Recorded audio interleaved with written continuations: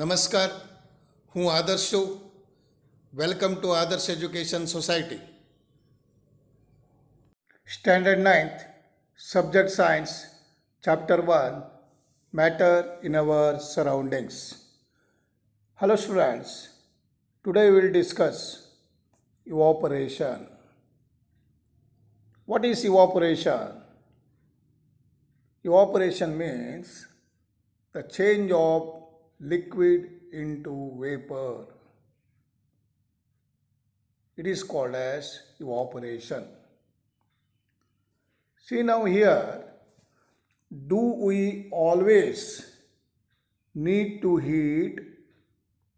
Do we always need to heat or change pressure for changing the state of matter? See, is it necessary to heat or give pressure for changing the state or form of matter? Can you say some examples? Can you quote some examples from everyday life where change of state means state from liquid to vapor takes place without liquid reaching the boiling point? See, without reaching the boiling point, you have to say the examples in day-to-day lives. For example, water when left uncovered. See this example, water when left uncovered. See, suppose water you kept somewhere without uncovered. Slowly it goes as evaporation. You are not given any heat also. Slowly it changes to vapor. Wet cloths dry up. See, another example is wet cloths dry up. So in the above two cases, what happens to the water in the above two examples? So you know that slowly it changes into evaporation. We are not given any heat or changing the pressure. So dear students, you know that particles of matter, particles means pieces, particles of matter or very small pieces of matter are always moving and are never at rest at no time, never at rest. At a given temperature in any gas, liquid or solid. At a particular temperature in any gas, liquid or solid, there are particles with different amounts of kinetic energy. All that is go for kinetic energy, the movement of the particles. In all the cases, either it may be gas, liquid or solid, movement of particles will be there. But in the case of liquids, a small fraction of particles are at the surface, having the kinetic energy. But in the case of liquid, see, the liquid will be there at the surface. These surface areas having the higher kinetic energy is able to break away from the forces of attraction between the particles. See, these are the particles. These particles will be breaks down and changes into vapor state, get converted into vapor. So this phenomenon, this process of change of liquid into vapors at any temperature, below its boiling point is called evaporation. Now the question arises, what is evaporation? This or the phenomenon of change of a liquid into vapors at any temperature below its boiling point, before the boiling point only, the changes into vapor. So that is called as a evaporation. Now next one, what are the factors affecting the evaporation? Some factors, some agents affecting the evaporation. Which factors? Okay, activity, look the activity. Take 5 ml of water in the test tube and keep it near a window or under a fan. This first one.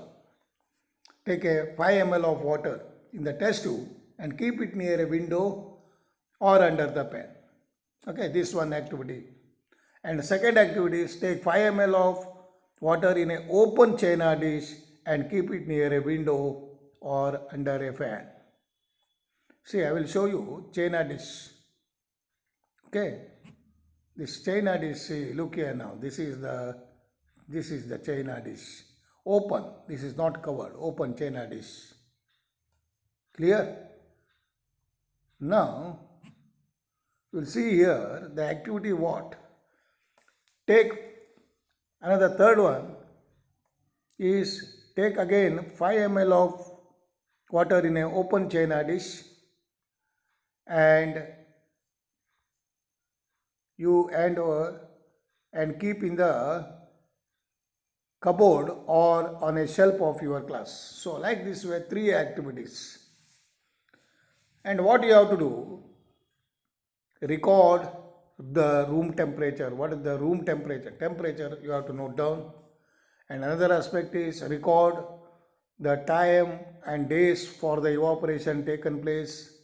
The time or sometimes days also. How many days it has taken to go for evaporation. So repeat the above activity. Repeat the above activity in 3 steps of activity on a rainy day or even a summer day. Observe your observation. Then ask the question, what do you infer? What do you conclude?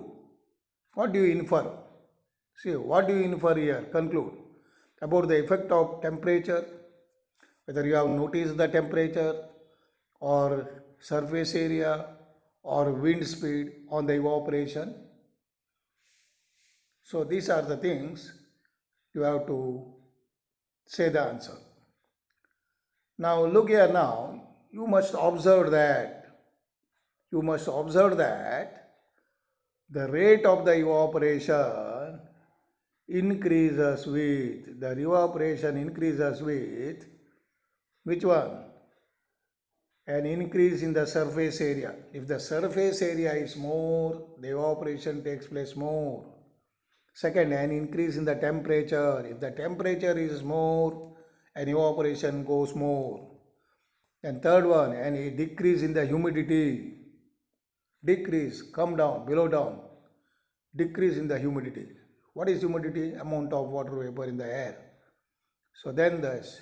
And fourth one, an increase in the wind speed. If the wind speed is more, then the evaporation takes place faster. Okay, now we will discuss one by one. Okay, so an increase in the surface area. An increase in the surface area. You will see the increase in the surface area. Okay, we know that evaporation is a surface phenomenon. Evaporation is a surface process. See, for example, see this is vessel. The surface evaporation takes place here, not here. Inside not. So evaporation is a surface phenomenon. If the surface area is increased, suppose you have taken the 2 vessels. So like this, here surface area is less, but here surface area is more. So here the evaporation takes place more than the surface area is less. So if the surface area is increased, the rate of the evaporation increases. For example, okay, one more example. While putting the cloths for drying, we must spread them out. So if you want to cloths dry quickly, so what you are doing? You are spreading the cloths instead of folding and hanging. So you are spreading so that evaporation takes place very faster. Now the second one is an increase in the temperature. If the temperature is more, you know that in the summer days, with the increase of the temperature, more number of particles get enough kinetic energy. Movement of particles will be more in the changes into the vapor state. Here, in the summer days, you know that the movement of the particles, the number of particles, more number of particles get enough kinetic energy. Movement of the particles will be more and changes into the vapor state. So an increase in the temperature, higher temperature, more particles will be going to the vapor state.